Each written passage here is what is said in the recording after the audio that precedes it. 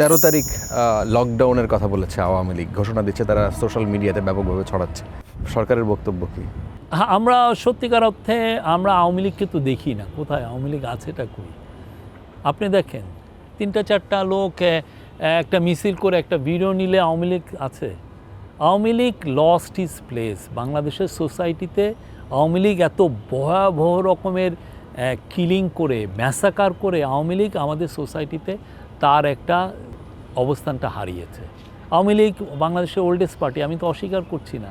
আওয়ামী লীগের 71-এর একটা মহৎ রোল ছিল, আমি ওইটাও অস্বীকার করছি না।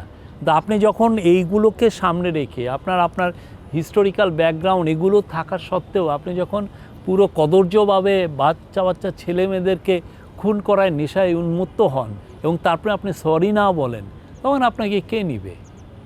মানুষ তো তার তো চিন্তা ক্রমশ চেঞ্জ হয়।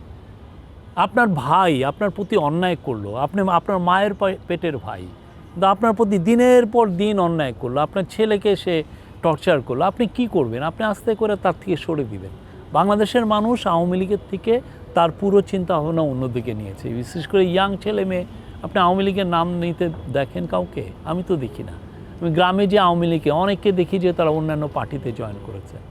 আর তাদের তো নেত্রী সবাইকে বলছেন যে বাংলাদেশের 18 কোটি মানুষ হচ্ছে টেরোরিস্ট, ঠিক না? তা আমি এক মানুষকে তখন একটা গভর্নমেন্ট বা একটা পুলিশ ফোর্স একজনকে টেরোরিস্ট বলা মানে হচ্ছে তাকে খুন করার সে একটা রাইট পেয়ে যাওয়া। তো উনি কি আমাদেরকে খুন করার একটা খুঁজছেন, মৌকা খুঁজছেন? উনি সবাইকে খুন করে আসবেন? 18 কোটি লোককে খুন করে আসবেন? উনি অন্ধ হয়ে গেছেন এবং সাথে সাথে উনার পুরো যে লিডারশিপ টোটালটা অন্ধ হয়ে গেছেন। এত ভয়াবহ কিলিং হয়েছে যেটা সবার কাছে ভিডিও আছে, সবাই দেখছে।